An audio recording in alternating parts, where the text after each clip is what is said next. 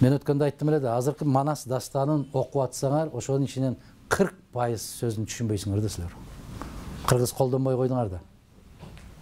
Колдонбой койдуңар да жаштар аны. Силер бүгүн эртеден кечке чейин 30 эле сөздүн ортосунда жүрө бересиңер мындай кылыпчы. Андан да азбы? Ой, рахмат кызым, рахмат. Бирок чынында биз кыргыз тилин аябай аз колдонобуз. Колдонбойт, дээрлик колдонбойт. Силердин 30 сөз деп мен көбүрөөк айтып коюп турмун, кызым айтып атат андан да аз деп. Мына ушунун өзү чоң көрүнүштө, ушуну мойнубуз калгандыгыбыз өзүн. Прикинь, если что, да ты что деп коюп эле жүрө беребиз да. Охо деп коебуз. Да ну деп коет жигиттер ана.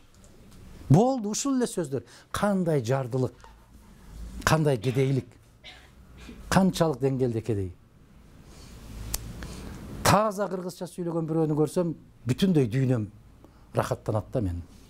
Азамат дейм да, азамат бар экенсиң го. Сен сыяктуулар барбы деп барып маңдайынан сүйгүм келет. Жок да, кыргыз тилин сүйлөгөн. Мына чет өлкөлүктөр келет да айтат мага. Биз Кыргызстанга барабыз деп 6 ай кыргыз тилин окуп турбуз дейт. Кажети жок экен го дейт. Сүйлөбөйт экенсиңер го кыргызча дейт. Бул уят да, эмнеге келдим эле? Некрасов. Ошол Некрасов атасы муну дин кызматкери болосун дейт. Себеп дин кызматкерлер ошол кезде мыкты жашоодо болушуп аткан. Россиянын 100% бүтүндөй бүт баары христиандар чиркөөлөргө барып, чиркөөгө берчүлөрүн берип, мыкты тамактарын ошол жактарга беришчү. Ооруп калса алып келип, биз азыр молдолорду чакырып дем салдырабыз го, ошол сыяктуу эле орустар деле ушундай кылган. Жакшы жашайсың деп ойлогон да. Анан ал киши мен окуйм деп Санкт-Петербургка кетип калды. Атасы акча салбай койду. Атасы ушунчалык бай болуп туруп, аябагандай жаман каттуу турмушта окуду студенттик кези. Өтө оор турмушта. Нанга курсагы тойбой, суукта кийими жок, жертөлөдө жатып окуду. Негизи өзү улуу инсандардын бардыгынын турмушун карап көрсөңүздөр, бирөө да батончик жеп, балмуздак жеп чоңойгон эмес. Кондиционердин алдында өсүп чоңойгон эмес. Бүтүндөй баары аябагандай кыйынчылыктарды көрүп чоңоюшкан. Себеп турмуш тарбиялаган. Мына ошол акын жазуучуларын карап көргүлө, орустардын. Бир байдын баласы чыккан эмес. Акын болуп же жазуучу болуп. Биздин кыргыздарды карап көргүлө. Мыкты деген азаматтарды көргүлө да, бирөө да асфальтта чоңойгон эмес. Нанды нана деп өскөндөрдөн бирөө да чыкпайт. Турмушту билбеген кишиден эч качан улуу инсан чыкпайт. Тиричилик. Мына ошол керемет деген инсандардан кимдерди айтасыңар? Мен дайым жолукканда айтам да, бир кишини айтпагыла да калганын айта бергиле. Бир нерсени Айтматов деп койсо, баары белгилүү да. Аны тааныйт, калгандарын менен чатагы жок. Кимдер эң кыйынчылыктарды көрүп чоңойгон? Барпы деле, Токтогул деле, кимдерди айтпаңыздар. Мына биздин соңку жазуучуларды карагыла, Мукай Элебаевди карайсыңарбы? Жусуп Турусбековди карайсыңарбы? Капарайтиев мыкты сүрөтчү, караңыздар, балалык кези кандай өтүп атат. Не деген азаптар менен өтүп атат. Көрүңүздөр. Мына ушулардын баары эмнеден? Кыйынчылыктан. Кыйынчылыктан качпаш керек ошон үчүн. Иштеш керек. Азыркы кезде айтып атпайбы, балдарга оор мамиле жасап. Балдарга оор мамиле жасалбайт. Ата менен эне баланы урган болсо да калдары. Азыр демократия десе биз эч нерсени жакшы түбүнө чейин өздөштүрбөйбүз го, кыйкырып окшоштура беребиз да, ошолорго окшоп атабыз деп. Биздин кыздар деле чыгып атпайбы? Биздин укугубуз, сенин укугуңду бирөө тебелеп атабыз дагы. Кыргызчалык кыз кастарлап, кыргызчалык кызды көкөлөтүп, кыргызчалык аял затты ушунчалык аруулап көтөргөн кайсы эл бар, айткылачы. Анан немистер чыгып атат, француздар чыгып атат, алар чыгып атат деп эле окшоштура бересиңер ошол. Бизде караңыздарчы, кызга 40 үйдөн тыйбы дейт. кыздын 40 чачы улуу дейт. Караңыздар. Эмне үчүн адам баласынын эң мыкты тилеги бейишке барыш. А бейиш кайда десе эненин таманында дейт. Эмне үчүн атанын таманында эмес? Бүт бардык нерсени таап, ташып үйгө жеткирип аткан ата го. Эмне үчүн атанын таманында эмес? Эне. Караңыздар. Биз ошол баалуулуктарды жоготуп алдык дагы, жалган баалуулуктардын аркасынан кетип, ошон үчүн артта калып атабыз. Бизде илгери керемет укмуш маданият болгон. Карагыла, сөз эркиндиги десе айтып атасыңар да, Европада сөз эркиндиги бар деп. Барекети жок. Мага ишенип койгула. Мен көп дүйнөнү көрдүм. Мен көп дүйнөдүн тажрыйбаларын окудум. Америкада сөз эркиндиги канчалык даражада, Англияда канча даража, Япондордо канча, Германияда канча, Кыргыздай сөз эркиндик эч кимде жок. Эмнеге? Карагыла. Эгерде биз туура жашаган болсок, ырчы менен элчиге өлүм жок дейт. Кайсы элде бар ушундай? Поэта нельзя убить деген сөз барбы? Жок да. Кыргызды карагыла. Ырчы менен элчиге. Ырчы дегенди кандай түшүнгөн илгери биздин ата бабаларыбыз? Илгери жазуу жок. Төкмөлөр. А төкмөлөр эмнени? Эмнени көрсө ошону ырдаган. Демек, ачуу болобу, таттуу болобу, өлүм жок. Эми карагыла. Баш кесмек бар да тил кесмек жок дейт. Кайсы сөз эркиндиги керек мындан артык? Бирок ошол кезде жоопкерчиликти аябай сонун айткан. Ойноп сүйлөсөң да, ойлоп сүйлө дейт. Экинчи жоопкерчиликти карап көргүлө. Буттан мүдүрүлгөн турат, жаактан мүдүрүлгөн турбайт. Айтылган сөз, атылган ок. Силер мага бир элде ушундай макал бар деп айтып бергилечи. Эң улуу айтылгандары бар биздин кошуналар, чоң эмнелер айтып жүрөт. Слово не воробей дейт. Улетит, не поймаешь дегендей. Ал чымчык экен. Чымчыкты дил артынан кууп жүрүп таап кармап алсаң болот. Бирок окту кармай албайсың. Не деген бийиктик? Ушунун баары, урматтуу жигиттер, кыздар, мырзалар, айымдар, китептен алынган. Баары китепте бар. Ошол кыйынчылыктарды көрүп жүрүп, кыйналып жүрүп, ошолор жазган. А бүгүн эми үчүн Кыргызда залкар чыгармалар чыкпай атат, китептер басылбай атат. Эми үчүн эки себеби бар. Биринчиден ошол мезгилдегидей кыйналган жазуучу жок.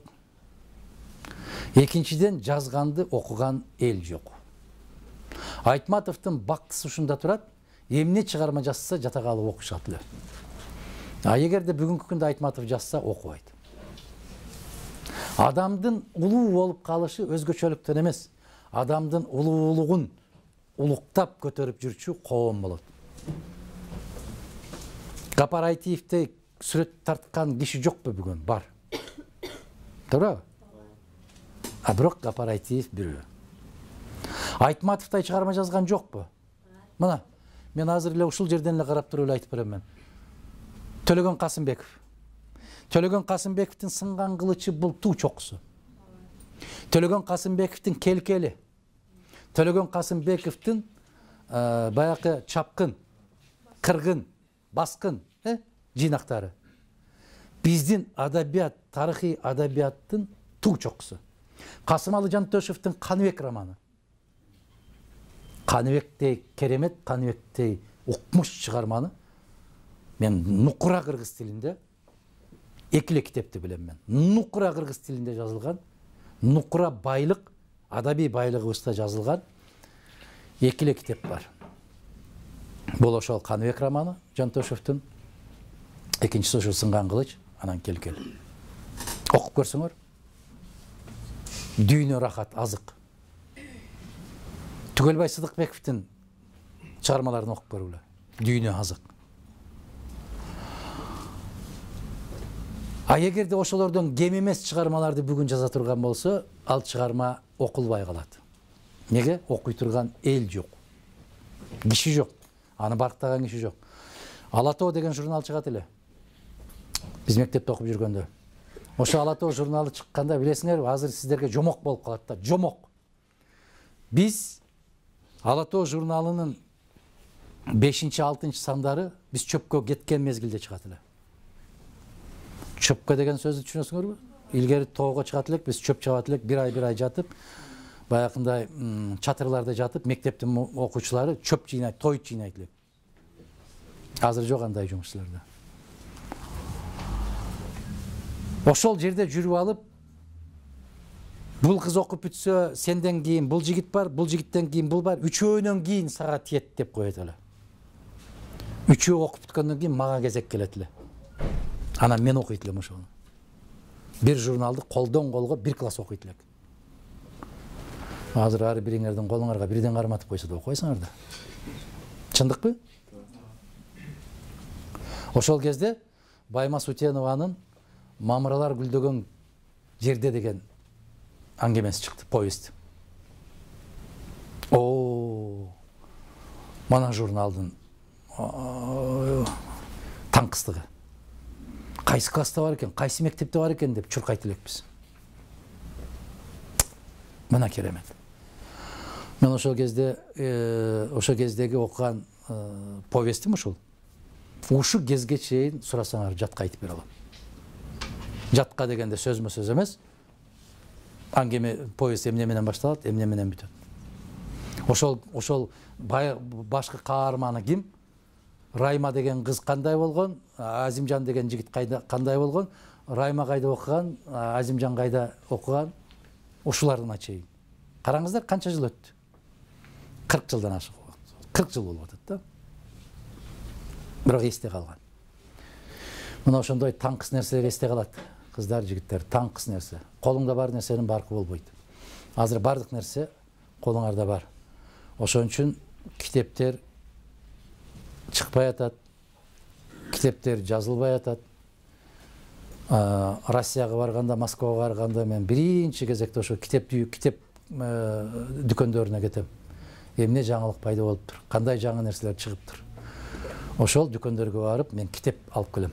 Студент кезимде мен ошо Россияда окудум. Студент кезимде ал жактан алып келген шымым менен үйлөндүм. ЗАГСка чыктым. Ошо кезде кийип жүргөн көйнөктөрүм менен. Бир көйнөк алсаң 6-7 жыл кенен кийесиң. Бир костюм шым алсаң 10 жылга чейин кенен кийесиң. Семирип эле кетпесең. Бирдей калыпта турсаң кете берет. А китеп, мен ошо кийим албай китеп алат элем мен. Китептерим аябай көбөйүп кетип, ушу кезге чейин жыйналат. Мен ойлочумун, кээ бир жерлерин чийип, эмнеге чийип окуйсуз дейт эле. 800 барактык китеп болсо, ошонун ичинен бир 100-150 барактарындагы жерлер чийилет. Мен ойлойт элем да, студент кезимде. Менин балдарым болсо, мен 800 баракты окуп түшүнгөн нерсени бул балдар 50 барактан кийин түшүнүп алсын деген ой болот эле да. Ушу мен чийип койгон жерлерди көрүп, маанилүү жерлери ушул экен деп издейт деген бир таттуу кыялым бар эле да. Аябай таттуу кыялым бар эле. Мен билген жокмун да андан кийинки балдар китеп окубай калышын. Ушундай эле. Бүгүнкү күнгө чейин ошо китеп жыйнайбыз.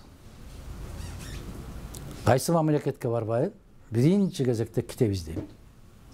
Себеби бул байлык. Калган нерселердин баары кетет. Мына Молдо Кылыч дейт, караңыздар. Мына Молдо Кылыч. Жаңы басылма. Сиздер аябай бактылуусуздар да. Биз китеп издеп, китептин артынан чуркап жүргөн кездерде Молдо Кылычтын момундай болгон өзүнүн жыйнактары жок эле. Мындай нерселер чыкпайт эле. Азыр силерде бүт дүйнө аалам бар алдыңарда. Ушундай болот экен да, кор дүйнө болот, кор зар заман болот экен. Барып айткандай, зар заман.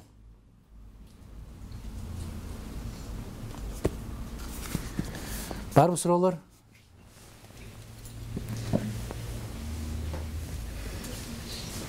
Бере бериңиз. Каалаганыңар, айттым го. Жана сиз айтып кеткен сөздү уласак, азыркы учурда сиз айткан менен факт боюнча катталган кыздардын зордук зомбулуктары факт боюнча бар. Аларга чоолар факт боюнча бар. Жана бул чынга көйгөй. Бул көйгөйдү чечиш үчүн феминизм деген термин аркылуу күрөшүү канчалык деңгээлде биздин коомго кирет? Биздин коомго жат көрүнүш ал феминизм деген нерсе. Алардын саны күндөн күнгө өсүп жатат. Караңгылыктан, сабатсыздыктан. Сабатсыз жигиттер кыздарга зордук, зомбулук көрсөтөт. Сабатсыз жигиттер маданияттан алыс болот.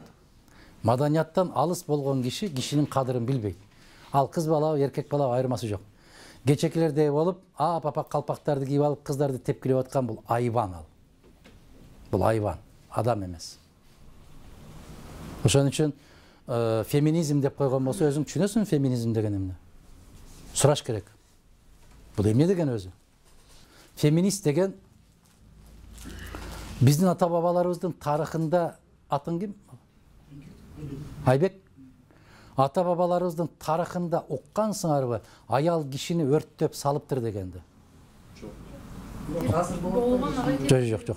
Кимди өрттөдү? Ташбаранга алса керек кой бирок. Ташбаранга алганга бирок өрттөгөн эмес. Ташбаранга кимди алып өлтүрдү? Айткылачы мага. Кыргыз ушинтиби? Жок, Куманжан аткан киносунда берилген. Бирок ал жерде дагы кыргыздар эмес негизи Колкон хандыгынын ичинде болгон окуяда.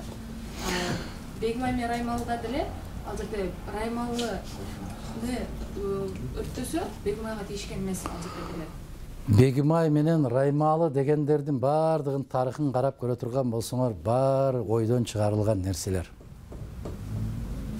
Кыргыз эч качан киши эмес, кыргыз үй да өрттөгөн эмес. Кыргыз айванды да өрттөгөн эмес. Өзүңдүн баалуулугуң билбей калган кезде, баягындай көзүң жумулуп калган кишидей болуп, тайпастап көрүнгөндө ээрчип калат экен да, жана көз ачылып эле күчүктөрдөй болуп. Өзүңдү бил, кыргыз. Өзүң улуусуң, өзүң бийиксиң. Силер суктанып аткан Айбек Европада дүңүнөн өрттөгөн аялдарды. Дүңүнөн. Эмне деп? Ведьма деп. Шайтандын кызматкери деп. Европада 100 000 деген аялдарды өрттөгөн. Ошонун улам чыккан бул нерсе. Ислам маданияты, ислам дини келгенге чейин жахилия доору деп коет арабтарда. Аял киши кыз бала туулса тирүүлөй көмгөн. Тирүүлөй көмгөн. Ислам дини келгенге чейин деле кыргыз кишини көмгөн эмес, бала көмгөн эмес. Улуусуң кыргыз. Бийиксиң сен кыргыз. Сага жете албай аткан элдер болгон болсо, сен аларды окшоп, аларга тең элем дебе кыргыз. Сен бийик болгонсуң да. Сен кишини бала туулса, кызбы, уулбу, ага карабастан бул деген өтө чоң кубаныч, сүйүнүч болгон. Карап көргүлө. Кыз туулса, казандын 4 кулагы сүйүнөт дейт кыргыз. Качан айтылды бул сөз? Bir Алла билет качандан баштап келет канын. Илгерки замандан бери келет. Жигит туулса, жердин 4 тарабы кубанат экен. Эмнеге? Казандын 4 кулагы кубанат дейт, мени кирдетпей тазалап туруучу инсан пайда болду деп. Жердин 4 бурчу кубанат экен, мени коргоочу пайда болду деп.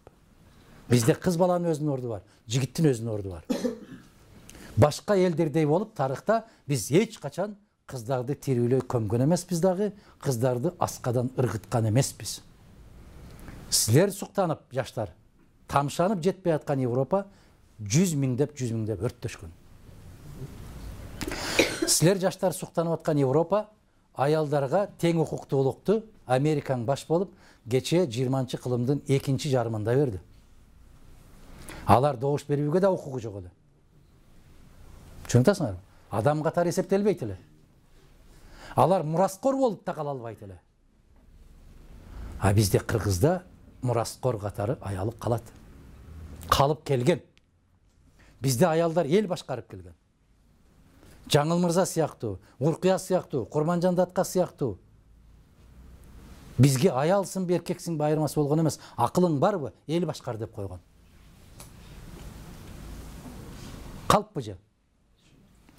Ошон үчүн жигиттер, кыздар, келгиле, бөтөн мамлекеттер биздин салтты үйрөнсүн. Аялды сыйлайм десе. Бизге жалган баалуулуктардын кереги жок. Эч кандай бир башка баалуулук кереги жок. Кызга 40 үйдөн тыюу дейт дагы, кыздар ошондой болуп алып, аянтка чыгып алыш керек. Ал сөздү жазгандан да уялыш керек. Денем меники, өзүм билем. А бирөө кол салып атабы. Кандай дейсиңер? Биринчи денени жашыр. Улуулукту карман. Сулуулукту карман. Анан айт. А баягындай жигиттер эр азамат болгон болсоң, кыздарга күчүңдү көрсөтпө айланайын. Мен билесиздерби, ушунчалык деңгээлге түшөт дебеди. Бул жапайылык, бир чеги жок жапайылык, чеги жок. Эч качан бир адам баласы эмес, айбандар дагы ургачысына андай кылып кол көтөрбөйт. Урушса эркектер урушат.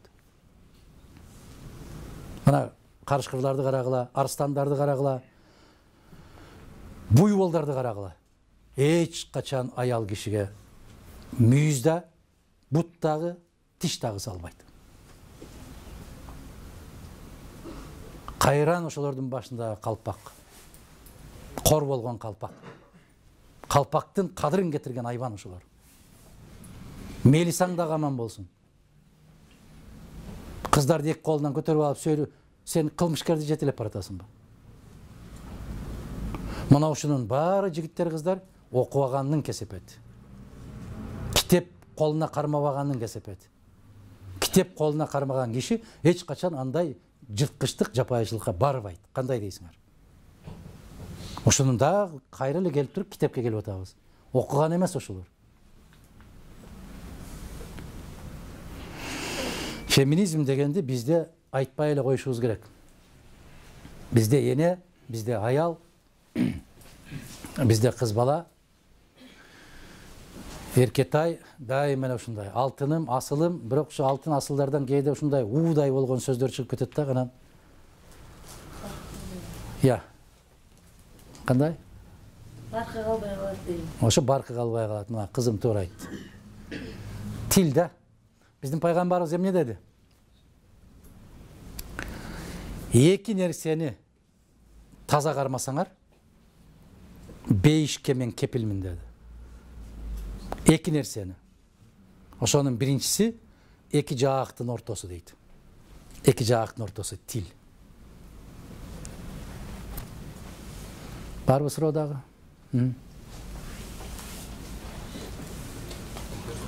Assalamu alaikum. Алейкум ассалам. Басып жүргөн китепте кимди айта аласыз? Көзү тилинде кимден сабак алып калсак болот? Басып жүргөн китеп деп бүгүнкү күндө бирөөнү айтыш кыйын. Кайсы тармактан? Бардык тармак. Эми сен мындай кылып эсептедиң да, баягы ходячая энциклопедия дегенди кыргызчага котордуң, басып жүргөн китеп. Билесиңер, эгерде жашоо боюнча болсо, мүмкүн тоонун башындагы жүргөн бир 80-90догу абышка бардыр. Басып жүргөн китеп ошол. 80-90го чыгып калган бир байбиче бардыр. Чоң энелерибиз бардыр. Басып жүргөн китеп ошол. Себеп оймокту кандай кармайт, шырдакты кандай шырыйт, жүндү кандай сабайт, анан жанагы жипти кандай кылып, жүндү кандай кылып ийрийт. Ошолордун баарын билген. А мына жер, мына Илимдер академиясы. Илимдер академиясында мүмкүн отурган профессордун башы боп-бош, эч нерсе жок. ошол такыр эч нерсе билбейт. Бир нерсени жаттаган темасын ошол. А турмуш деген көп кырдуу да. Ошондуктан саламаттык сактоо тармагы боюнча болсо, башка бир кишини айтсаң болот. Кыргыз тарых, адабият десең, ал башка жагын айтышыбыз керек. Кол өнөрчүлүгү десең, анын башка жагы, дыйканчылык башка жак. Бир кишини айтыш кыйын го. Таняр, эмне көтөрүп атасың? Мен айтайын дегеним, суроо атам. Биринчиси бул Каныбек романын боюнча айтайын дегеним. Андагы өтө көп кыргыздын макала-каттары берилет да. Мисалы бир эле бетинде жок дегенде 2-3 макала-кат. Ошону кызыгып эсептеп көрдүңүз беле? Андан кийинки суроо, бул поэзия бул жүрөктөн жасалган ме деген агайыбыздын сөзү эмеспи? Поэзияга көз карашыңыз кандай жана өзүңүздүн бир жакшылыгыңызды айтып берсеңиз. Же болбосо балапан деген ырыңыз дагы жагат мага. Ошону айтып берсеңиз.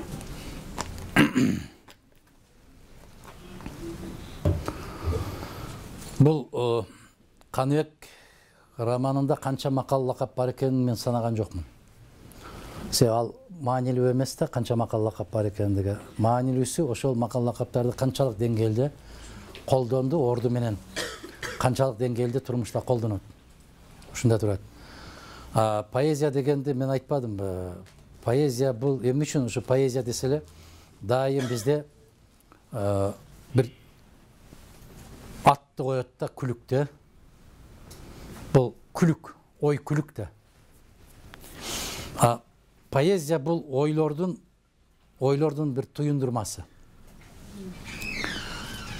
Поэзия бул фантазияга жакыныраак болот. Мисалы азыр жазасыңар го, силерге деле жазып коет го жанагы. Өмүр бою күттүм, сенсиз жашай албайм. Жашайт, жалган айтат. Бул фантазия да. Поэзия ушул нерсени алдап жакшырганга жардам берет. Жардам берет поэзия. Алыкул Осмоновдун Мекенге жазган ырларынан көп учурлары бар го. Сүйөм сени сүйгөндүгүм сүттөн ак, сени сүйгөн тагдырыма рахмат. Өлгөндө да сенин таттуу жытыңды жаткым келет көкүрөктө кучактап деп. Бул чындык. Бул мекен кусалыгы. Бул мекен рахаты, мекен керемети. Ал аял кишиге жазган жок, ошондо өлгөндө да сенин таттуу жытыңды жаткым келет көкүрөктө. Болбойт да, билет да, Алыкул түшүнгөн да аны. Зейнеп эмне деп чыкты, Алыкулга. Эмне үчүн кетип калды? Кайра жумуштан Дагы көп себептери бар. Мамиле качан бузулат, кызым, билесиңби? Мамиле качан адам бири-бирин түшүнбөй калганда бузулат. Качан түшүнбөй калат? Качан түшүнгүсү келбей калганда. Качан түшүнгүсү келбей калат? Киши жактырбай калганда. Качан жактырбай калат? Экөөнүн ою эки жака кеткенде. Качан эки жака кетет? Экөөнүн деңгээли башка-башка болуп калганда. Бирөө ааламды көбүрөөк түшүнүп, экинчиси азыраак түшүнүп калганда ортодо ажырым пайда болот. Ажырым пайда болуп, бул башка ааламдын кишиси болуп калат, бул башка дүйнөнүн кишиси болуп калат. Экөө ортосунда бири-бирине түшүнүк пайда болбойт. Түшүнбөгөн нерсеге ишениш кыйын. Мен көпчүлүк мына молдокелерди айтам да, бата бергенде кыргызча берсеңер дейм. Жаллаң башынан аягына чейин арабча айтат даган бата кылып коет. Эч ким түшүнбөй калды да эмне деген. Ошонун кыргызча керемет сөздөрү бар да, кандай дейсиңер? Жараткан деп, жаратканга кайрылат да. Ата-энемди аман койсоң экен. Ар кандай кырсыктардан сыртта болсок, элибиз аман, жерибиз бүтүн болсо экен, балдарыма ыйман берсин, балдарым күйүмдүү болсун деп, эки дүйнөнүн рахатын бер, акыреттин дагы бул дүйнөнүн да деп бата кылат да, жөнөкөй эле сөздөр да. Анан алар арабча сүйлөп алып, өзүн мындай бир өтө сабаттуу көрсөткүсү келип, бүтүндөй ааламдарды жараткан Аллах кыргыз тилин түшүнөт. Бардык ааламдагы тилдердин баарын түшүнөт. Куран гана башка тилде окулушка мүмкүн эмес. Ниет, тилек, бата ар бир өзүнүн тилинде жасаса болот го. Ошол сыяктуу эле баягы поэзия тилин түшүнбөсө, поэзияны сыртқа қағат, қызым. Поэзия дүйнөсүнө кирип алгандан кийин бул алда өзүнчө рахат. Мен жакшы көргөн ырым деп атасыңар. Менде ырлар көп. Мен ушу 8 класстан баштап эле жазам ырларды. Студент кезимдеги жазган ырларым бар. Бирок күйдүм эле күйдүм, терезеңдин алдында суу болдум деген ырлар жазбаптырмын. Мен ошол отко күйбөптүрмүн да. Ошого сыймыктанам күйбөгөнүмө. Бирөөлөр бар го, тоңуп шалдырап, сууда калып, ачка калып, ошентип жүрүп жеттим дейт. Мен андай болбодум. Меники көбүнчө ушул жашоо, эл жер боюнча кеткен ырлар. Анан кайсынысын айтайын эми? Балапан. Бир акындан сурайт да, эң жакшы көргөн ырыңызды десе, эң жакшы көргөн ырым белгисиз ырым дейт экен. Эл билбеген ырым дейт экен. Эмне үчүн десе, ошого дагы мен эң атактуу болгон ырларымдай жүрөгүмдү бергенмин, бирок эл түшүнбөй койду, ошон үчүн элдин арасына сиңбей калды деп айтат экен. Ата менен эне дагы оорукчан баласын көбүрөөк жакшы көрөт. Нандын жумшагындагы, еттин майлуусундагы, төшөктүн жумшагындагы ошол бир аз оорукчан баласына, оорукчан кызына салат. Ошол сыяктуу акындарда дагы аксап элге жетпей калган ырлары бир аз баягындай этияттап мамиле кылып калат. Балапан деп сурап атасыздар. Балапан деген ыр бул менин 30 жашымдагы ыр. 30 жашымда чейрек кылым болуп тур анын жазылганына. 95-жылы жазылган, жалаң менчиктештирүү болуп атпадыбы? Завод, фабрикалардын баары, ишканалардын баары менчиктештирип, бүт иштеп аткандар көчөгө сүрүлүп чыгарылып, аябай оор абалда калганда, мен ушуну элестеттим эле. Бүгүнкү балдарда, мына силерде балдар, балапан. Балапан ыйлабачы заманыңа, бүгүн да түшпөсө эт казаныңа. Сен эмес ата-энеңдин башы катты, боору жокпу турмуштун азабына. Ыйлаба, айланайын жаш канатым, көптөгөн азап чеккен кыргыз атың, түшүнөм айткан менен жеңил болбос, колуңда турбаган соң майлуу наның. Күлбөсөң, көңүлүңдү көтөрбөсөм, кубанып өз үйүңдө төрөлбөсөң, кантип мен айталамын кыргызсың деп, кыргыздын жеринде да көгөрбөсөң. Балапан аман болуп эр жеткенде, бактыңды таба албастан өз жергеңде, бабалар ушул күнгө калтырды деп, боз үйдө калбагайсың биз кеткенде деп. Мына рахмат. Мына ушуну кайра улам трибунага чыгып какшап атсам түшүнбөй коюшту да. Түшүнбөй коюшту. Мына караңыздарчы. Кантип мен айталамын кыргызсың деп, кыргыздын үйүндө да төрөлбөсөң дегенде 100 000 деген убактылуу иштеп аткан Россияда, Казакстанда, Кореяда жүргөн, Түркияда жүргөн кыргыздардын балдары кыргыз үйүндө туулуп атабы? Мына караңыздар. Бабалар ушул күнгө калтырды деп, боз үйдө калбагайсың биз кеткенде деп атам. Бабалар ушул күнгө калтырбай, кайсы күнгө калтырып атабыз биз? Укпайлы ушуларды деп, мында 25 жыл башта кан какшасам укпай койду да. Ошондогу чыдабай кетилгендеки чыккан ыр. Баягы сессияда отуруп алып эле эч ким укпай койгондо ыйлагым келгенден жазылган ыр. Мына азыр ондогон завод фабрикалардын баары тынчыды, базарга айланды. Жумуш иштей турган жаштарга ишканалар жок. Баары кыргыздын жеринде көгөрбөй, кыргыздын үйүндө төрөлбөй, сыртта жүрүшөт. Не болду? Ошол сыяктуу баягы фантазиядан алысыраак болгон поэзия мага жакын. Бул реалисттик көз караш. Жараткан мейли бербе байлыгыңды, көтөрөм бу жалганда жардылыкты, суранам бир өзүңдөн көз жумулуп, кеткиче таза сакта ыйманымды дейм. Караңыздар, мен мынол дүйнөдөгү рахатты четке кактым. Байлык, бийлик, дүйнө деген кереметтердин баарын четке кактым. Мага кажети жок аларды. Жегенге бир күндө өзүңө курсагың тое турган тамагың барбы? Кечинде барып коно турган үйүң барбы? Ошол өзү жетиштүү. Ошол өзү жетиштүү. Ашыкча тамак аш, ашыкча акча, байлык адамга эч качан жакшылык алып келген эмес, келбейт дагы.